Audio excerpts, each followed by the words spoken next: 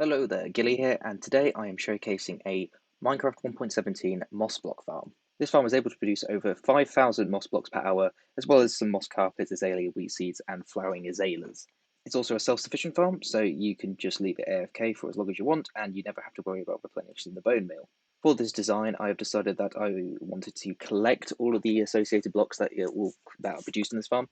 However, you're more than welcome to modify it to be able to create and store bone meal. I will be producing a follow-up video to this, which will be for producing only bone meal and none of the blocks. So all the blocks will be converted into bone meal, as well as being another self-sufficient. So it will just be this farm slightly converted into that. So I will link that down in the description when I have made that video. The farm is very simple in design. Basically, you have 4 stone generators which push stone into the center here, which is then bone mealed in a central moss block, which then spreads to all the other stone, and it then gets broken and collected into this item collection system here. So let's talk about the rates a little bit. So after 5 hours of tick warping using the carpet mod, I found that this farm produced over 5,000 moss blocks per hour, as I've already said, so the actual statistic is about 5,030 per hour. The moss carpets is the next one, so that's at 2,093. The azalea is 820, the wheat seeds are 576, and the flowering azalea are 313 per hour. Before I get into the details of the moss block farm that I've produced, I will quickly talk about the moss generation in the current snapshot. Now, this current snapshot is 21W05B. When you have a single moss block and you bone meal it, it will then spread to a larger area and you'll get moss blocks there. It completely converts the stone into moss, and you can then break this moss blocks to give you the items. It also produces, grass. So when you break this, you'll get wheat seeds, as well as azaleas, which are these new bushes, as well as the moss carpets. Which, to be honest, I think the moss carpets are probably one of the best things produced in this farm. As well as the moss block. The moss block is, it has got a good texture, so this is going to be really good for building. You're always guaranteed a 3x3 moss block area whenever you bone meal a single moss block. So I think this one's the central one. Yep. So whenever this central moss block gets bone mealed, then it will spread to the other areas, and you're always guaranteed a 3x3 area. The maximum area you get is a 7x7 area, so my farm takes that into account. Of course, it's random, so it's not always guaranteed to get that. So let's just sort of demonstrate like the sort of randomness of it all. So if I click this, should get a new one. There we go. So here we've got I believe is that 7x7? 1, 2, 3, 4, 5, 6, 7. Yep. So this is the maximum area you can get, but there's a random chance of it being anywhere inside that. Like I said, you're always guaranteed 3x3 area, so you typically get areas that are 3x5 or 3x7. Try it again. And here we've got a smaller area. Like I said, we've got a 3x5 here. Another nice thing about moss blocks is that when you push another block into it, so let's say we push some stone blocks, so we push this, it will break the block off, a bit like pumpkins, where you push it with a piston and it will break the pumpkin block and you'll get the items. Very similar to that. So here, you see that? We've pushed the stone block in there and we've got the moss block. So this is where the 7x7 area is. So this is slightly larger because of these water streams, but I'll get onto that in a minute. But the actual 7x7 area is all the way from here to here. There's a chance for this entire area to end up being converted into moss blocks, so we need to then replace that moss blocks with more stone, which is why we have the stone generators, and they will then push stone into this area, breaking the blocks, which are then collected by these water streams. Now, the reason we have this gap here is so that the water streams don't form water sources. This way it forms a sort of diagonal stream, which then brings them over to this area so that they can be collected into the storage. Now, if you're wondering why there's a piston here, well, the reason the piston's here is to break the azalea blocks whenever they grow on the central block, because if it's on the central block, it will not allow the moss blocks to be spread. It won't allow the dispenser to fire underneath to spread the moss blocks. So we need this central piston here. Now, in some designs that have been recently released by CubicMetre and Ilmango, for example, they use pistons for the entirety of the area in which moss blocks will grow.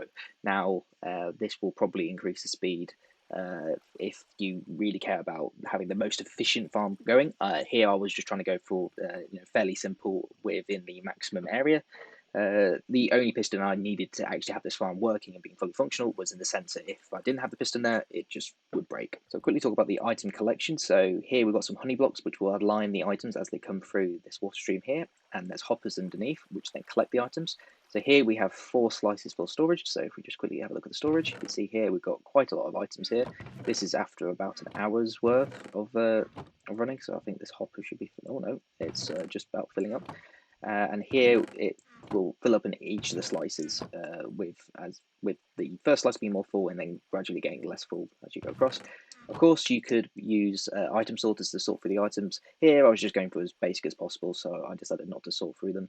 However, if you want to go a bit more sophisticated, I would recommend sorting the items out, especially as you've got about just over 5,000 moss blocks per hour. Now, the first 2 hoppers will point into these 2 composters here, and these will then turn the blocks that come through, as well as so it will turn all of them. So here this is completely full, so only the moss blocks will get converted to bone meal when they need to, as the bone meal is completely full right now.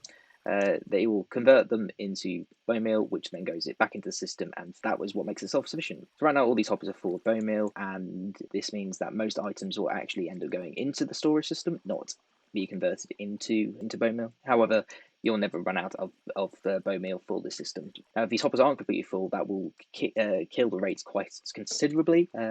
You are looking for quite a lot of blocks from the get-go. You're going to have to want to fill all of these with bone meal. If you don't have a lot of bone meal when you build this farm up, you'll have to wait a considerable number of hours for this to completely fill up. It took about just over 8 hours, I think, for these to be completely filled up.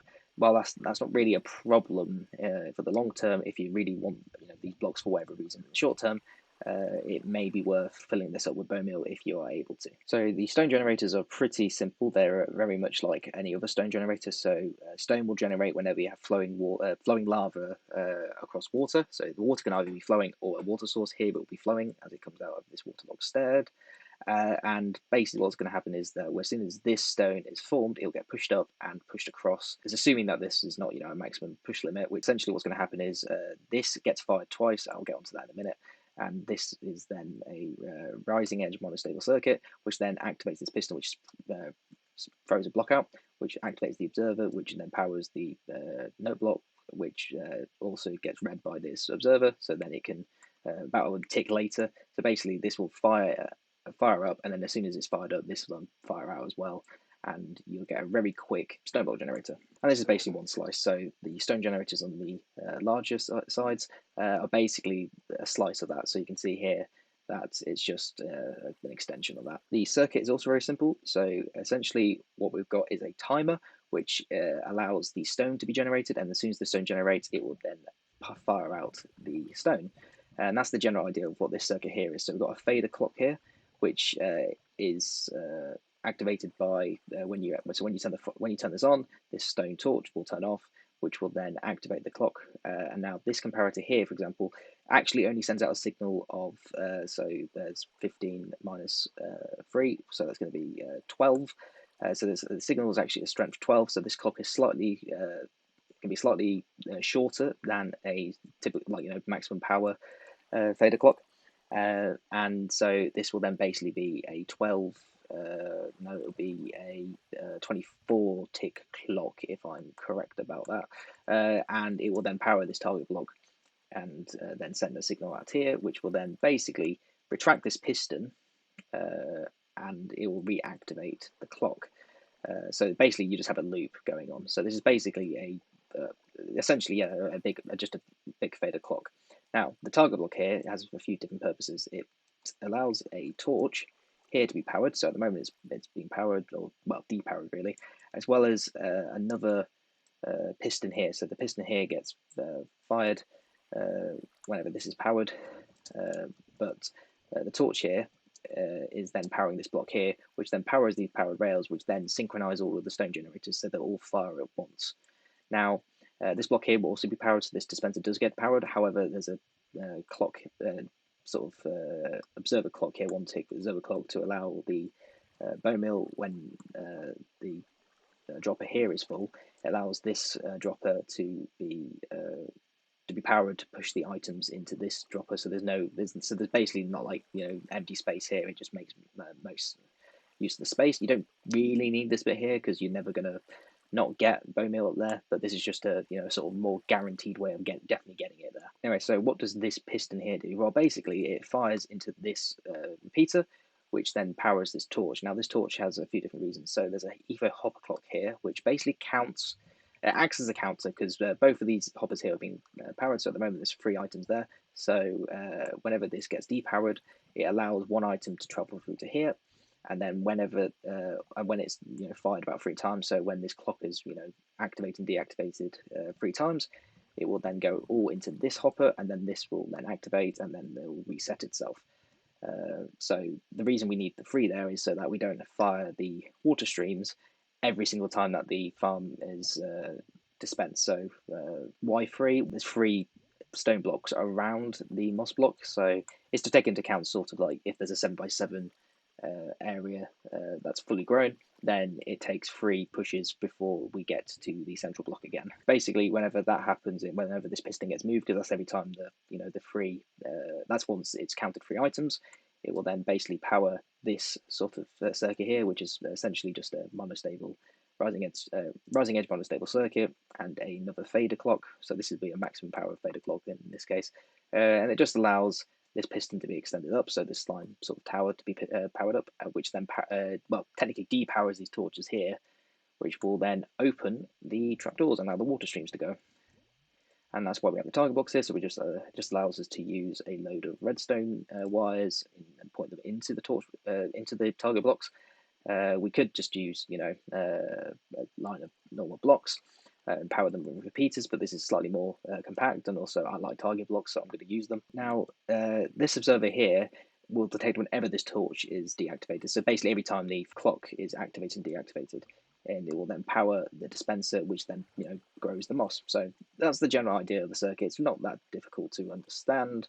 However, if you've got any questions about it, please don't hesitate to put it down in the comments section below. So that's really it for this video. There's not much else to say. Hopefully I've explained everything in enough detail. Again, like I've said, if there's any questions, please put them down in the comments below.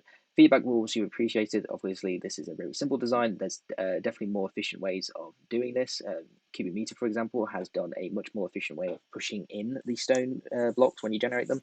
So I will link his video down in the description below so you can check that out. I will also link down Ilmango's Snapshot review, as that's where I first saw this sort of idea. And like I said, I will also start work on a bone meal version of this farm, and you should see that in a couple of days. I will again link that in the description when that is available. This farm may not work in future versions, as I'm currently creating this farm in a snapshot, so the developers at Mojang might change the mechanics slightly. Hopefully nothing drastic changes, so maybe just the rate at which bone meal is created out of from a moss block may change, so that might slow down the farm a little bit. Of course, if there's any major changes or slight modifications, I will create another follow-up video in which I will describe the changes you will have to make the farm either maintain self-sufficiency, but if not, if there's no follow-up videos like that, you can assume it will work in future versions. So that's all for me. Thank you for watching. Please subscribe if you'd like to see more of these videos, and leave a like if you liked this video, and I shall see you next time. Bye bye.